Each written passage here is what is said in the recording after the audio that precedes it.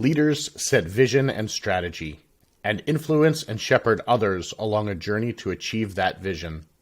The very best leaders are selfless. They care about helping others, both at work and in society. Core to the essence of being a triple threat leader is being a leader of consequence. This is someone who recognizes that success in the boardroom, that success in the operating room, that success in the political arena is inextricably linked to deeply furthering and supporting a social cause. Welcome to the Leaders Perspective Podcast. Where we talk to triple threat leaders about the people, products, trends, and experiences that influence business. I'm now pleased to introduce your host, Jason Goldberg.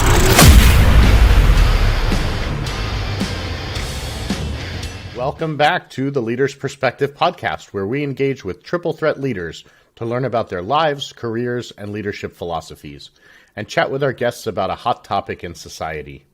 As a reminder, a triple threat leader is one who embodies the very best of leadership and who has strong IQ, EQ, and DQ, intelligence quotient, emotional quotient, and decency quotient.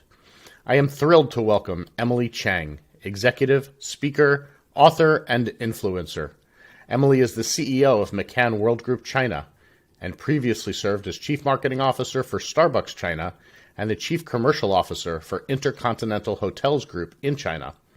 Earlier in her career, she led retail marketing for Apple in Asia Pacific and began her career with 11 years at Procter & Gamble. She is a prolific speaker, having delivered 3 TED Talks and spoke at Fortune's Most Powerful Women Summit. Emily earned her BA and MBA from the University of Rochester.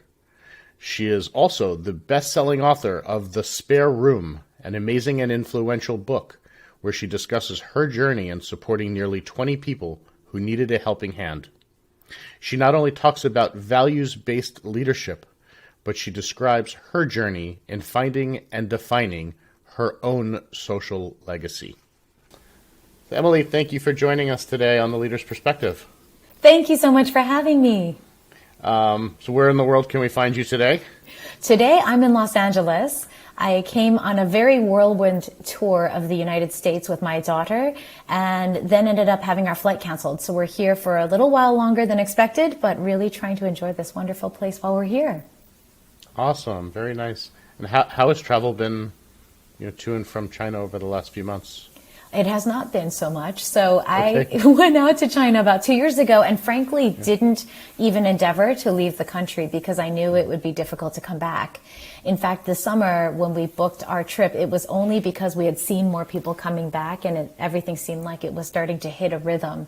But there's always the unexpected. Yeah, for sure. Awesome. Well, so let's start off. Just tell us about yourself. Where are you from? What are your hobbies? Who's Emily? Sure. That's always the big question. Where am I from? I was born in the States. I've now lived half of my adult life in China and half in the United States. Same with my career. I'm married to a Korean American and I have a daughter who's Korean Chinese, but born in America with an American passport. So I think we're all a little bit global citizens in that respect. And in fact, on a first slight deviation, I think this is an interesting conversation these days. People, especially those who are working between China and U.S., have somehow felt compelled to pick a side. Do I want my kid raised in China or in the U.S.? What education do I want? And it feels like if I make a stake in the ground, this is where I need to be until the kid graduates. And I guess I feel differently, even right now as I'm a little bit stranded in Los Angeles. What's great is we can feel like we're home wherever we are. Home may not necessarily be the country or the place. It's how we define the space around us. That's terrific. What do you do in your free time? I love spending time with my daughter, though increasingly as she's about to turn 14, she does not always feel the same. So I will take all that time that I can get for as long as I can get it. I love to read. I love to be outside. And Los Angeles is great for that. Some of the things you forget how much you enjoy when you live in Shanghai due to whether it's the humidity, the pollution, or the insane mosquitoes. It's just been nice to be outside this last week. So yeah, I love working. I love moving. I love reading. I love spending time with my daughter. Nice. Love spending time with people. I enjoy talking with you. So thank you for having me again. I'm excited to have you on. This is a great topic that we're going to get into. But so let's talk about your career for a few minutes. You've had an incredibly accomplished career in marketing. You've worked across hospitality, retail, tech, and now you're leading a significant agency in China. How did all that come about? Because I know when you were when we spoke a few weeks ago, you were telling me you were actually a biology major. So how'd you wind up in marketing? I think it's about being open to experiences and thinking a little bit more laterally in terms of where we can learn and what we might contribute. You know, as my daughter's going into high school, I think young people often feel pressured to say, what am I going to be when I grow up? We do ask this question, and I'm trying really hard not to ask young people that, because what a lot of unnecessary pressure. If we don't have a set goal, which, if I may say, more often than not, isn't even designed by us, but probably by our parents, then we can think much more broadly about what interests us and take each new opportunity more as learning than as a forward step in my career, per se. So though I studied science and I was very keen initially on being pre-med, I had a situation where I suddenly realized that what drew me to medicine and taking care of sick kids is in fact making me very unsuitable to this career because I don't have that emotional distance. And you know, what a gift to learn that. I was enrolled in med school and realizing at that moment, this can't be for me. And so I switched paths and went and got my MBA instead. And I think that was maybe a little bit of a brave move in some ways, because suddenly you're walking away from what you thought you wanted to be into something you don't know. But knowing that plan A is probably not what I want, or it's not going to be a good fit, certainly not even knowing what plan B is, it has to be a better direction. And what it does is it opens more doors in a different sort of vector. And that is a summary of my career. I've never planned. People reach out a lot on LinkedIn and they'll say, you've been in different industries. Tell me how you did it. How did you plan it? And frankly, none of it was really planned. I feel very lucky. I've been recruited from one job to the next by really broad-minded people who can probably see what I've done, what I could contribute, and are willing to teach me the rest. And now, go ahead. No, I absolutely agree with that. It's about style, it's about intelligence, it's about thoughtfulness. It's the skills rather than the knowledge. The knowledge can come, right? That you can learn a particular retail business, but learning how to stand up a business, lead a team, build strategy, execute, that's the skill set side. And I agree that when you think about it that way, it's easier to move across industries. Exactly. And I think we maybe overly esteem an industry or a vertical. You didn't grow up in hospitality. How can you possibly understand our business? Or why did you come to the agency side? Those questions, they're not wrong. They're interesting and they're coming from a place of curiosity, but they're also coming from a self-inflicted definition.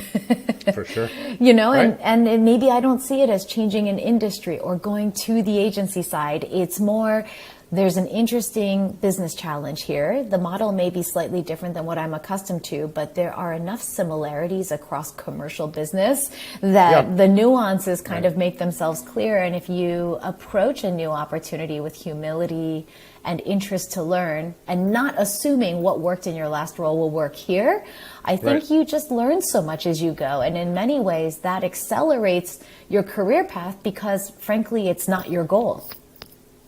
I think you talk a lot like a consultant. Do I? In a good way.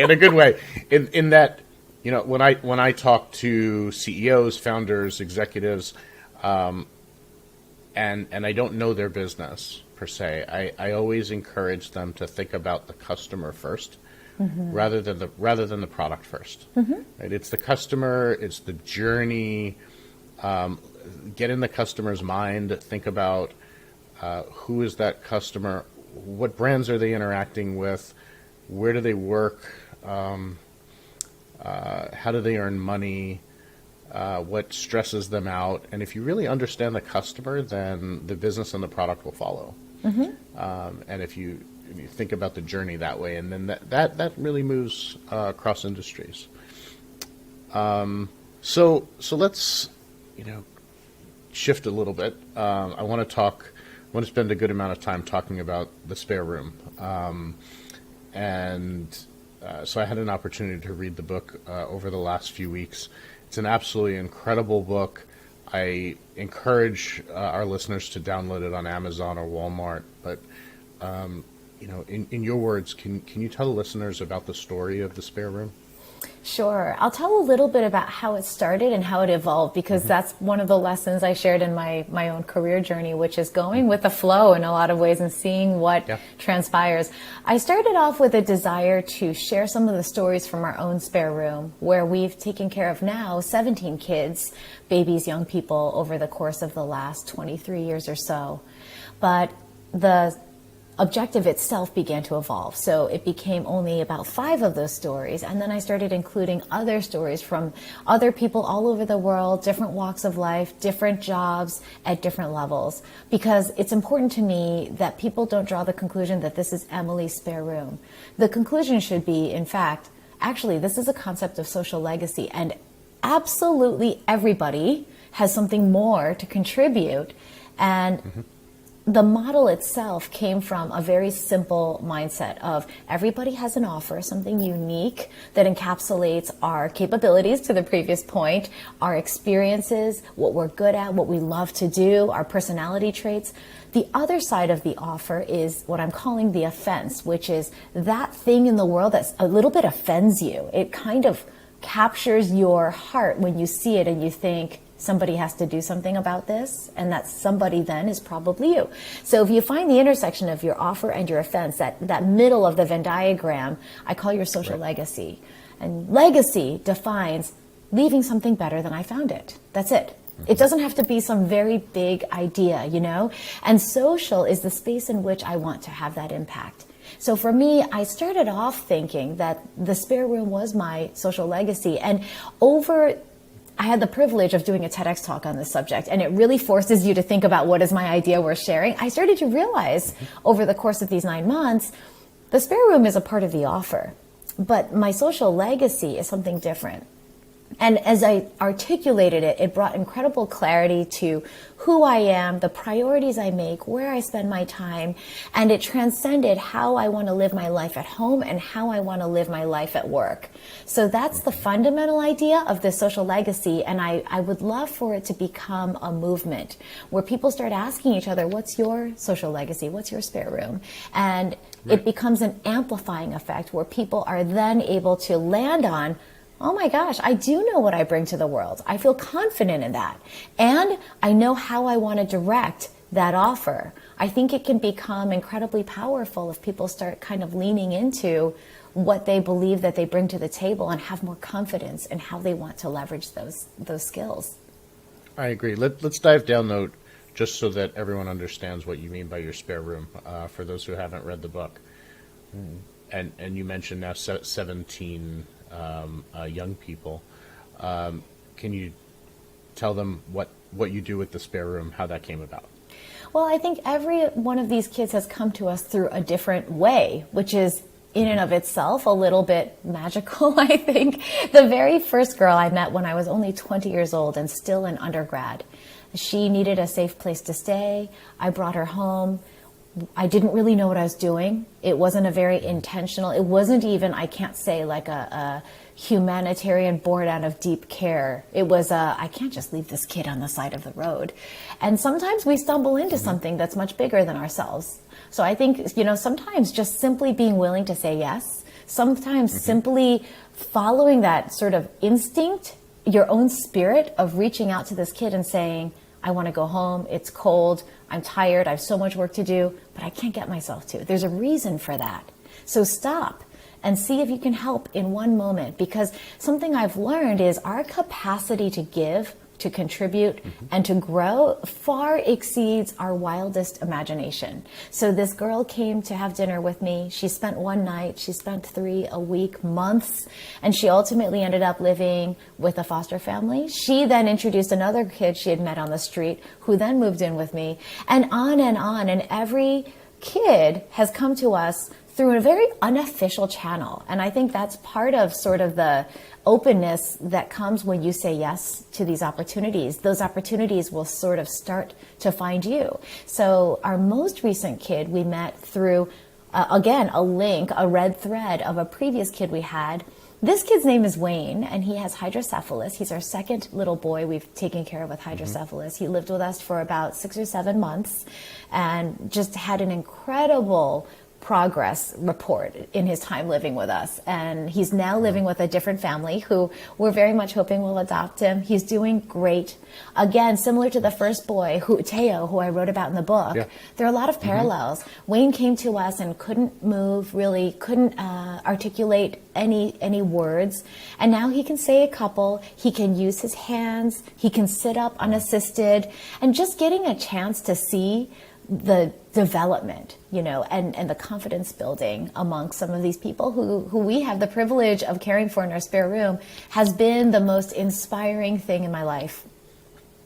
Calling it a spare room is interesting, right? Because it talks about the space that you can lend, but it's so much more than that. You're providing a sense of safety, a sense of ability to heal. For every one of these kids, and so it goes beyond the space, and by giving them that space to heal, you're truly changing their life, because it's not just the room, right? It's the safety, it's the support system behind that they would never have had until they show up on your doorstep. Jason, I think that's a great point. That was my realization that the spare room itself isn't my social legacy. In fact, what we labeled it is kibun, which is a Korean word that means comfort for the spirit. That is a bigger idea, and that's what I found so empowering for my own leadership. I mean, this started to not only integrate with my work, but it started to transcend my work, because it began shaping the kind of leader I more intentionally want to be. It is about creating comfort for the spirit. And what is that in our corporate lingo? It's DEIA, right? It's diversity, inclusion, equity, accessibility. It's all of these things, but in my sort of normal language, it is just creating a comfort for the spirit. You can come in and you can be exactly who you are. Present yourself without a mask on, and know that you are not only accepted, you're respected, and people want to hear from you, you're valued. And I think that if you can create that kind of a space as a leader, that's where people can thrive, because they look forward to coming to work instead of dreading it or thinking, I don't want to be in the workplace. I know that's a hot topic right now. Whether it's actually physically being in the office or just being emotionally fully engaged, I believe people bring their best when they feel like they have a sense of belonging.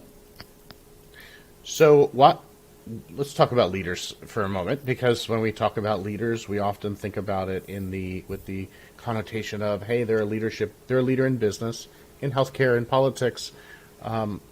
Why is it important for a leader to have a social legacy?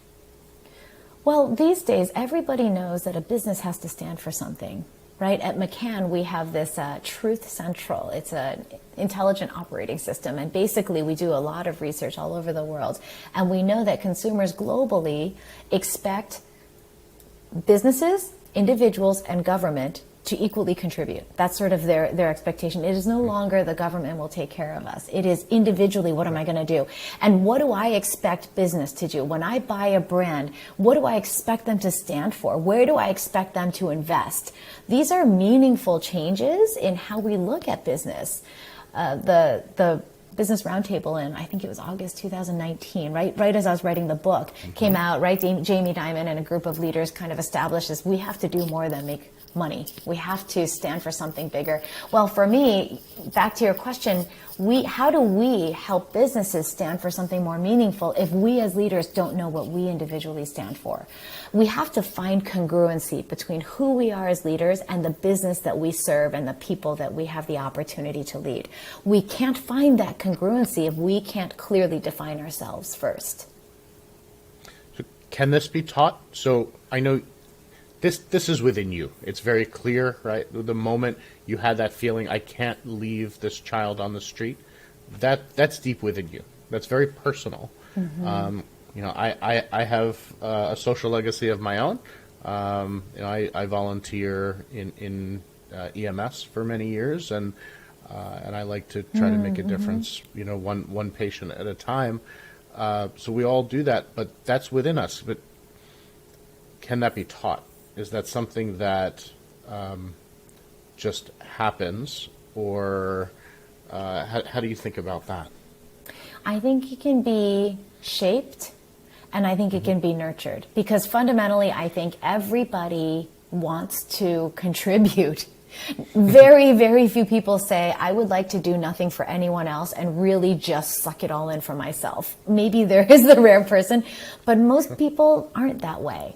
And that's why I came up with a super simple diagram, this Venn diagram model, because what I discovered as I was kind of pulling together this TEDx talk is people fall into one or the other camp. Either I generally know who I am and what I offer, but I don't know where to direct it. The world is really big, right? And the other side is, I know the thing that pisses me off, or the opportunity or offense, either one. I know the thing I want to go work on, but what can I do? I'm just one person. So when you find an ability to define who I am and stand firm in your confidence in that, equally, you define where you want to go put your energies. And that's why the book, as you've read, is very much a workbook in many ways. With those reflective exercises, it's intended to help you hone in on each of these things. And then you write your social legacy. I really believe in the power of communication. When I write something down, the words become somehow cemented. It's a commitment. And then when I speak those words and share them with somebody, what I'm now doing is sort of making a promise, because now others have heard those words and they can hold me accountable to them. So helping people identify their social legacy, I think, is a really powerful way to serve people. And to your point, maybe people don't know the language. I mean, I made it up, but maybe they can relate to it. And the goal is to help shape by providing a framework, and then to help nurture, what side are you on? Do you know your offer, your offense? Do you know both, and you just need to sort of define that in-between space? So I would love to invest more time in, how do I help people land on this thing, and then turn those words into action? Accel Advisors expert consultants are all veteran operators who bring real solutions to your business challenges. Contact us at info@accel-advisors.com to reach our experts today.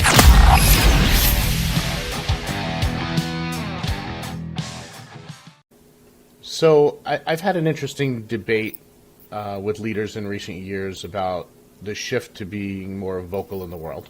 We've seen it in the United States over the last few years, where you have large CEOs of large brands that are taking a stand on social and political issues. I'll go out on a limb and say that as a society, we're in crisis right now. Rights are being taken away from people.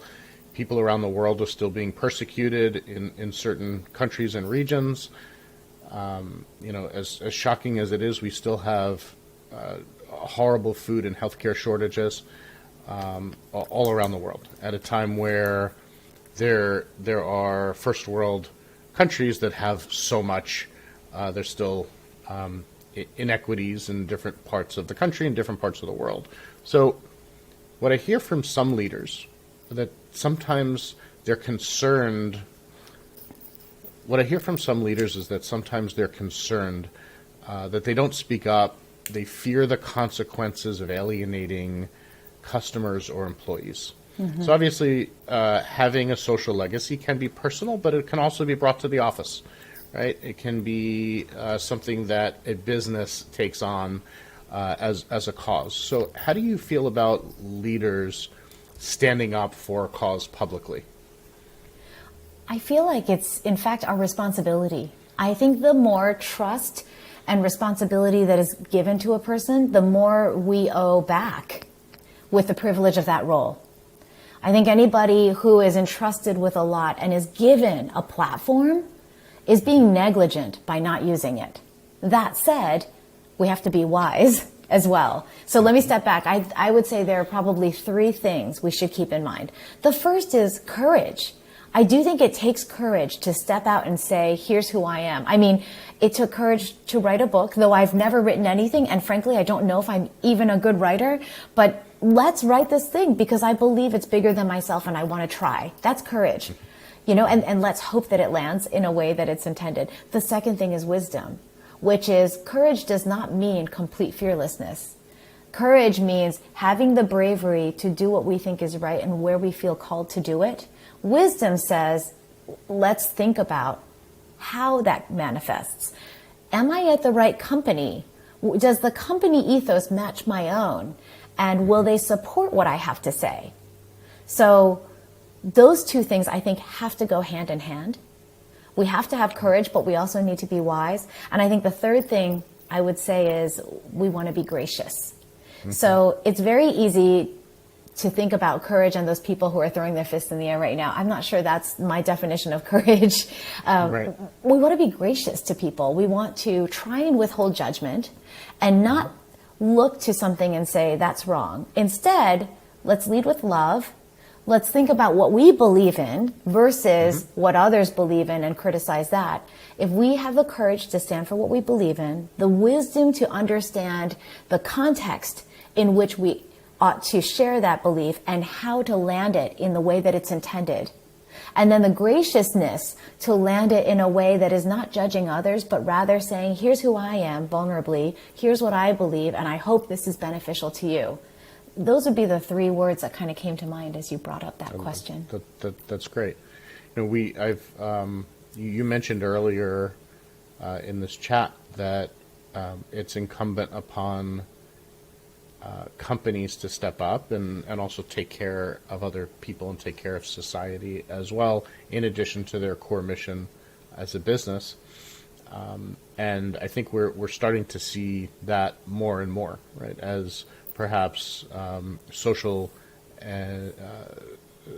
social rights are taken away from people, employers are stepping up and filling in the gap so that their employees don't suffer. How do you feel about that? Is that an employer's responsibility? I want to dig a little bit deeper on how much an employer should take care of its employees and really walk the walk, right?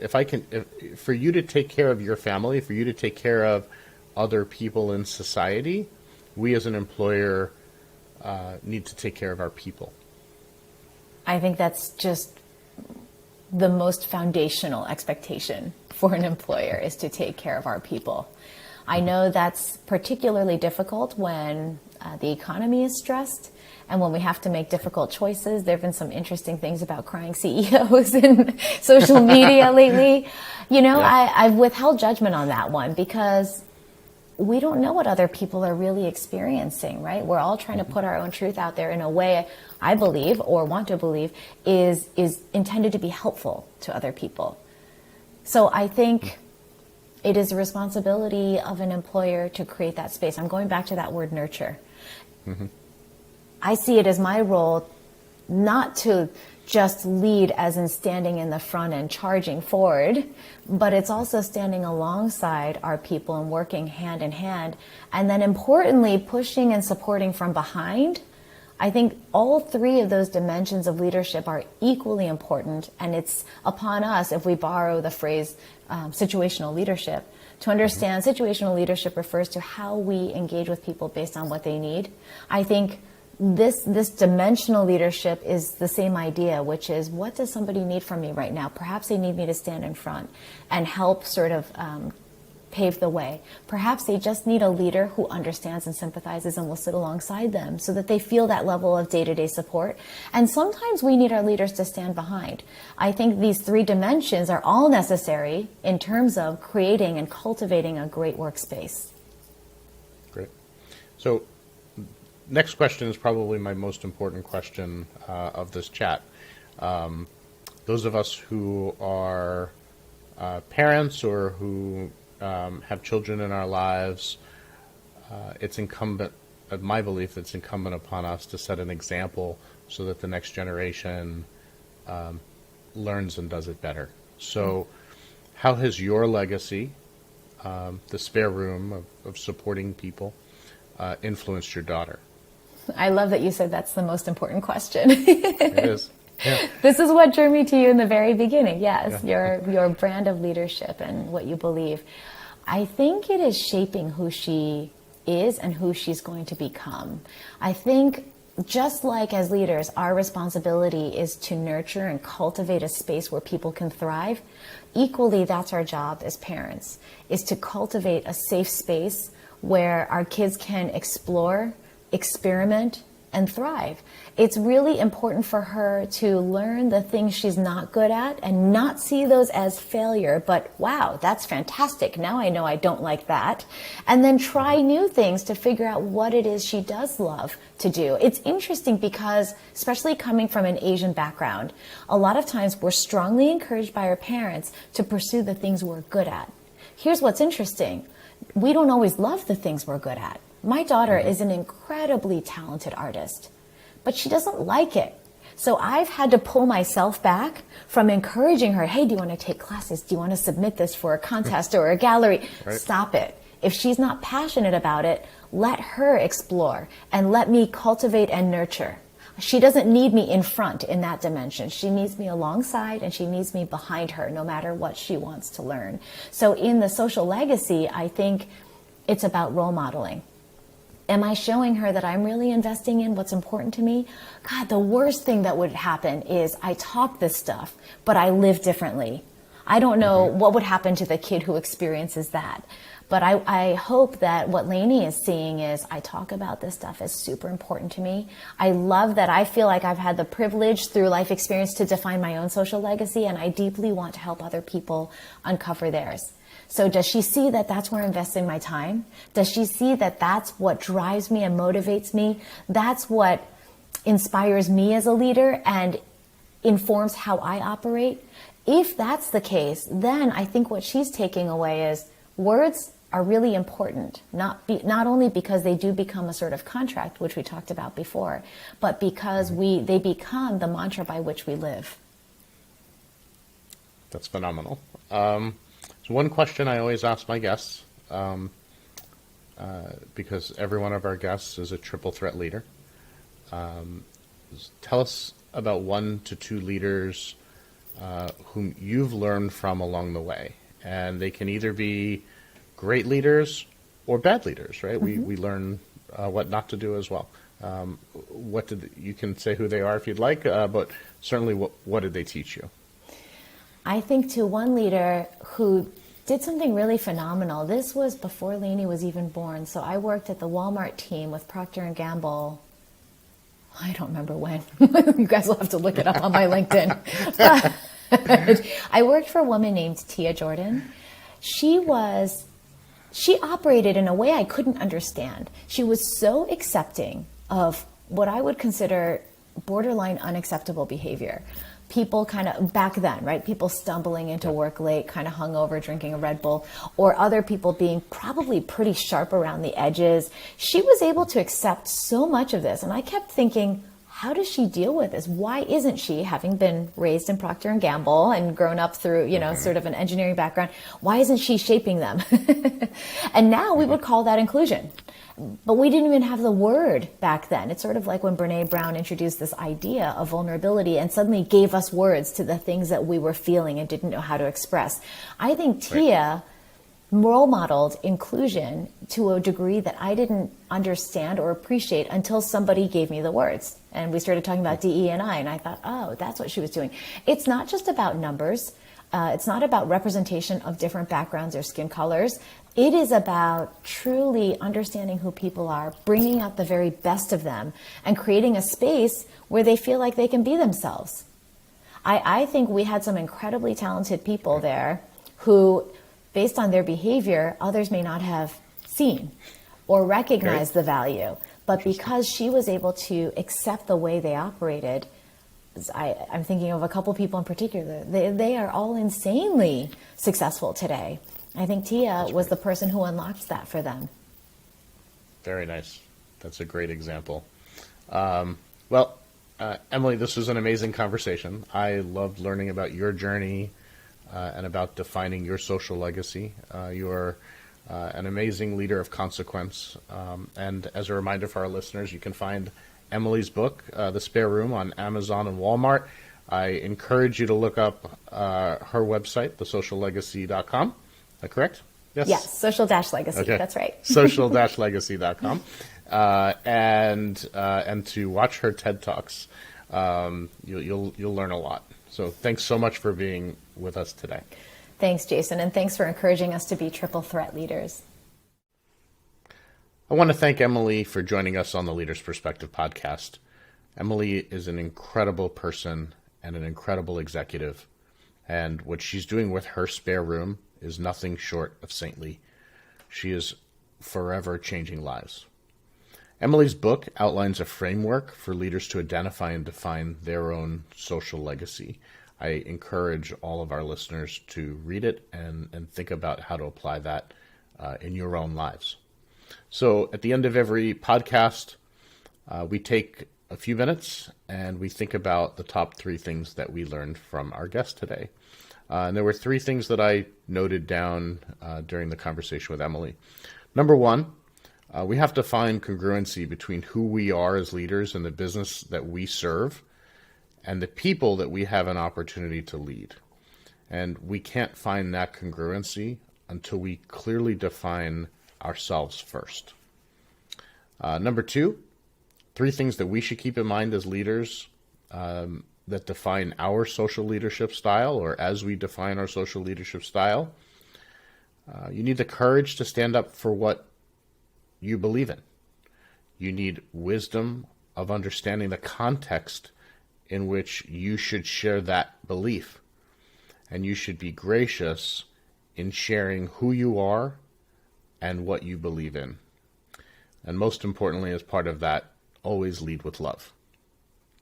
The third thing that I learned is that your social legacy can shape the leader that you want to be. They are, as I mentioned earlier, inextricably linked. So be exactly who you are, be genuine, and serve people. So thank you again for listening to the Leader's Perspective podcast.